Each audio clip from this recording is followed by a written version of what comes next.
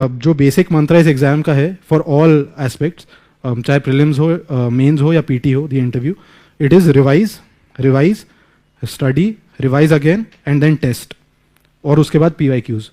ये आपको हर स्टेज पे करना है और आपको इतना ही करना है, इतने में ही एग्ज़ाम क्लियर होता है, इतने में ही मैंने किया है, राइट। एंड इसके बाद एक चीज़, दो चीज़ पे और मैं बात करूँगा before I start the entire session. First of all is identifying the right topper. अच्छा, firstly you guys can understand Hindi and English, right? There is no problem, क्योंकि कुछ बातें दिल से आएंगी तो हिंदी से ही आएंगी, वो इंग्लिश में नहीं आ पाएंगी। तो first of all as I said कि जो राइट टॉपर है वो आइडेंटिफाई करना बहुत ज़रूरी है। आई एम नॉट सेइंग कि राइट टॉपर का मतलब कोई आगे झूठ बोलता है, कोई आगे सही बोलता है। राइट टॉपर का मतलब होता है someone who is from your background, from your optional, जिसने आपके सिचुएशन से तैयारी की है, समझ रहे हो? I am someone who comes from an engineering background, तो CSAT मेरे लिए ईजी रहा होगा। तो आप मेरी CSAT की स्ट्रैटेजी नहीं फॉलो कर सकते अगर आपको दिक्कत है उसमें, राइट? तो सबसे पहले आप एक राइट टॉपर आइडेंटिफाई करिए। मेरे केस में वो कनिष्क कटारिया सर थे, because I am my option is mathematics and मेरा भी फर्स्ट अटेम्प्ट था, उनका भी फर्स्ट अटेम्प्ट था, and it was a pretty similar story कि वो जॉब छोड़ के आए थे, started preparing and what he did, how he did. So I followed him really well, and जो उन्होंने चीज़ें की I try to replicate that. मेरी 80 to 85% जो प्रिपरेशन है उनके स्ट्रैटेजी के आसपास रिवॉल्व की थी, and this does not mean that it will work for all of you. तो आप लोग को अपने लिए कोई एक सोर्स ऑफ गाइडेंस जो आपको लगता है, जो इतने सारे टॉपर्स के टॉक्स होते हैं वो इसीलिए किए जाते हैं बिकॉज आप आइडेंटिफाई कर पाएँ कि किससे आप ज़्यादा कनेक्ट करते हैं, कौन आपके बैकग्राउंड से है, कौन आपके ऑप्शनल से है, और उन्होंने अपने ऑप्शनल के साथ मेंस वगैरह की तैयारी कैसे की, एंड फिर आप उनसे कुछ इंस्पिरेशन लेके अपनी तैयारी उस तरीके से कर सकते हैं, राइट? तो ये राइट टॉपर वाला सीन है। Again I am not saying कि कोई गलत बोलता है या सही बोलता है, it is for you to identify who will be your inspiration for preparation, right? Not for the other thing, the why question. But जब आप प्रिपेयर कर रहे होंगे तो क्या नोट्स आप पढ़ेंगे, क्या बुक्स आप पढ़ेंगे, स्पेशली ऑप्शनल में, that is very important. Coaching पे एक बहुत सवाल आता है, so this is the last question I will pick up before I start जो प्री मेंस एवरीथिंग। तो कोचिंग, मैथ्स में एक चीज़ होती है कि जब हमको कुछ प्रूफ करना होता है ना, गलत है, तो हम वो प्रूफ करते हैं कि it is neither necessary nor sufficient. Coaching का भी वही सीन है, इट इज़ नॉट नेसेसरी। लोग बिना कोचिंग के भी ये एग्ज़ाम क्लियर करते हैं, बट ऐसा नहीं है कि आपने कोचिंग ले लिया तो कुछ गलत कर दिया है, बट सफिशिएंट नहीं है कोचिंग कि आपने कोचिंग ले लिया तो आपका हो ही जाना एग्ज़ाम। इन ईदर केस आपको सेल्फ स्टडी करनी ही है इस एग्ज़ाम में, विदाउट दैट ये नहीं होने वाला exam. It is an absolute must. Self study का कोई वो सब्सटीट्यूट नहीं है इस एग्ज़ाम में, राइट? एंड आपको पता होना चाहिए, जैसे आप लोगों ने कोचिंग ली है तो क्यों ली है। आप लोगों में से क्यों, किसी ने कोई मेरे को बताएगा कोचिंग क्यों ली है आपने? मैं थोड़ा सा इंटरेक्टिव रखने की कोशिश करूँगा, अदरवाइज तो मैं आके यहाँ बोलते रहूँगा, आप भी सो जाओगे, मैं भी सो जाऊँगा।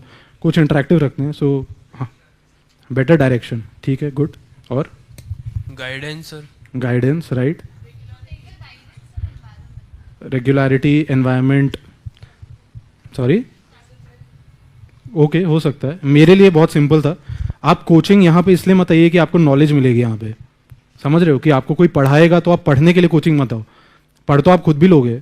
मान लो लक्ष्मीकांत में कोई चीज़ है आपको नहीं समझ आ रही, 3 बार 4 बार करके यूट्यूब पे वीडियो देख के आप समझ जाओगे।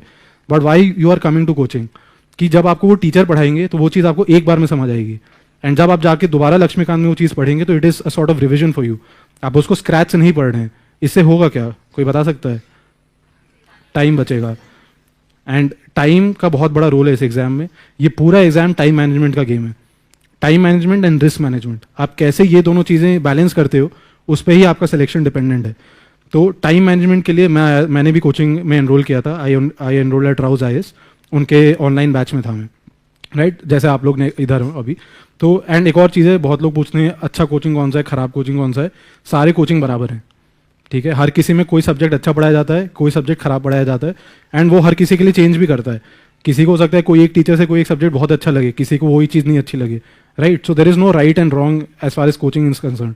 When you have enrolled here, trust whatever they will give you. आपने यहाँ फीस किसी रीज़न से पे किया है, राइट? कि वो आपको कुछ मटीरियल देंगे, वो आपको कुछ पढ़ाएंगे, आप कुछ नोट्स बनाओगे, तो उस पर ट्रस्ट करो। बार बार इधर उधर भागना मत कि यहाँ पे ये चीज़ मेरे को ठीक नहीं लगी तो मैं जाके कुछ और चीज़ें खरीद लेता हूँ मार्केट से। घर पे लाइब्रेरी मत बनाना, समझ रहे हो ना? We have to study less and उधर से ही एग्जाम क्लियर होगा। तो इस एग्जाम में एक एकेडमिक स्ट्रगल है, वो सबको करनी है, ठीक है ना? At the end of the day you have to realise कि it is an academic exam, ठीक है? They are not testing anything out of the blue. वही हम स्कूल कॉलेज में भी यही करते थे, पेपर पे कुछ लिख के आते थे, इधर भी पेपर पे कुछ लिख के ही आना है।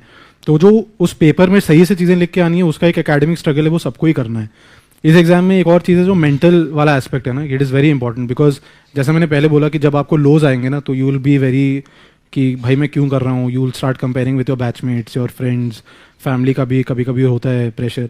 तो ये सब चीज़ों के लिए again as I said you need to know why you stepped into this arena, the first thing, right. And वो एंग्जाइटी वगैरह रहती है. मैं बहुत स्ट्रेस ईटिंग करता था, तो वो मेरे साथ ये प्रॉब्लम भी हो गई थी कि 2020 और जब तक मैंने मेंस दिया I had gained more than 16-17 kgs of weight, right. तो वो स्ट्रेस ईटिंग मैं बहुत करता था. पता नहीं, मैं लंच करता था उसके बाद भी मेरे को भूख लगती रहती थी. तो ये सब प्रॉब्लम्स होते ही हैं यू, और हर किसी का अपना तरीका है उसको मैनेज करने का, राइट. तो मेरे कुछ हॉबीज़ थे, मैं उसको परस्यू करता था टू काम डाउन. या जैसे मेरे कुछ फ्रेंड्स थे जिनसे मेरी बहुत कम लोगों को पता था मैं एग्ज़ाम दे रहा हूँ, तो वो जो मेरे फ्रेंड्स थे वो टाइम निकालते थे दिन में कि वो मेरे से 10-15 मिनट बात कर लें, व्हाट्सएप पे ही हो, चैट वगैरह कर लें. मेरे घर पे भी फैमिली थी, मेरा भाई था, काफ़ी टाइम बाद चारों लोग एक साथ थे बिकॉज ऑफ द लॉकडाउन. तो ये सब चीज़ें होती है. आपका जैसे अब आप लोग हो सकता है कुछ लोग यहाँ पीजीज वगैरह में रह रहे हो, तो आपका एक अच्छा फ्रेंड सर्कल बन जाए. वो आइडेंटिफाई करना भी बहुत ज़रूरी है, कौन लोग सीरियस है एग्जाम के लिए, कौन लोग सीरियस थे और अब टाइम पास कर रहे हैं. तो वो अगर आपका फ्रेंड सर्कल बनता है तो they will also motivate you quite a lot. मेरे कुछ सीनियर्स थे जिन्होंने एग्जाम दिया, so they help me a lot during the exam, right. So वो हर किसी का अपना ही तरीका है उसको मैनेज करने का, बट वो आएगा ही. एंड उसको वो आएगा तो उसको सप्रेस करने की कोशिश मत करना. बहुत लोग क्या करते हैं कि जब प्रॉब्लम आती है एग्जाम में तो उसको दबाने की बहुत कोशिश करते हैं. वो आना ही है ये प्रॉब्लम, ठीक है. आज कोई मेरे को बोले कि तुमको मेंस के पहले पता था तुम्हारा होने वाला है, मैं दिसंबर बताता हूँ आपको, जनवरी 7 से मेंस था. 1 दिसंबर को मैंने अपने कॉलेज सीनियर को मैसेज किया था, सर इस साल मेरा नहीं हो रहा है, और मैं आपको बताऊंगा क्यों, राइट. तो वो जो एंग्जाइटी है वो आपको आनी ही है.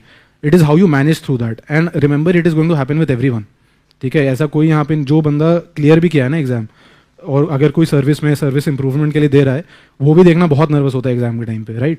बिकॉज उसके लिए तो और चीज़ें हैं लाइन पे कि अगर वो नहीं सेलेक्ट हुआ तो वो ऑलरेडी अपने बैच में ट्रेनिंग में पीछे हो चुका है, राइट. उसको दोबारा जाकर ट्रेनिंग करनी है, वो अपनी सीनियरिटी लूज करने वाला है.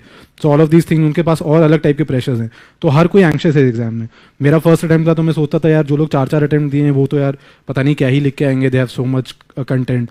और जो 4-5 अटैम्प्ट दिए थे वो मुझे देख के सोचते थे कि यार ये तो एकदम फ्रेश बंदा है, इसका कुछ फ्रेश ही पर्सपेक्टिव होगा हर चीज़ पे, राइट. तो everybody is anxious with everyone else. तो जस्ट मैनेज कि आप उसको कैसे मैनेज करते हो वो बहुत ज़रूरी है. वो हर किसी का अलग होता है. मैं यूट्यूब भी बहुत चलाता था, तो मैं यूट्यूब पे जैसे मुझे ऑटोमोबाइल से बहुत शौक है तो मैं गाड़ियों के बहुत वीडियोस देखता था, राइट. तो जो भी आप करते हो it's just how you calm your self down to get your self in that natural state कि भाई ठीक है, व्हेन यूर एक बैलेंस होता है. फिर एक होता है कभी आप बहुत ओवर एक्साइटेड होते हो, कभी आप एकदम ही ज़मीन पे होते हो. तो how you know shuffle between these two phases, वो आपको जानना ज़रूरी है. And try to live a normal life. जैसे मैं बताऊंगा अभी आपको, कुछ इसमें ऐसा जाके अलग नहीं करना है इस एग्ज़ाम में कि पता नहीं 25 घंटे पढ़ने हैं दिन में, पॉसिबल ही नहीं है. तो क्यों करना है, आराम से हो जाएगा, कोई लोड नहीं है, है ना.